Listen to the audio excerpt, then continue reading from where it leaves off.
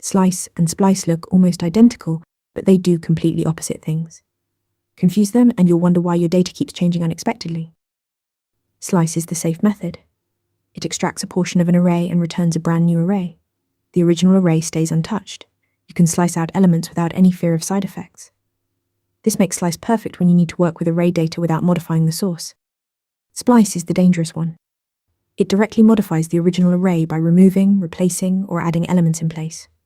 When you call splice, you're changing the actual array, not creating a copy. This is powerful but risky. Use splice when you intentionally need to mutate your array. Slice takes two parameters. First is the start index where extraction begins. Second is the optional end index where extraction stops, but doesn't include that element. If you omit the end, slice goes to the end of the array. Splice takes three parameters. Start index tells where to begin changing the array. Delete count specifies how many elements to remove. Then you can pass any number of items to insert at that position.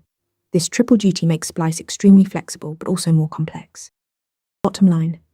Slice creates a copy and leaves the original alone. Splice mutates the original. Know which one you need before you write that code. Practice this on Interview Mentor to master array methods. Want to nail questions like this in your next interview? Interview Mentor gives you hands-on practice with real questions.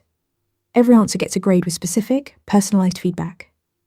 Track your progress across topics and difficulty levels.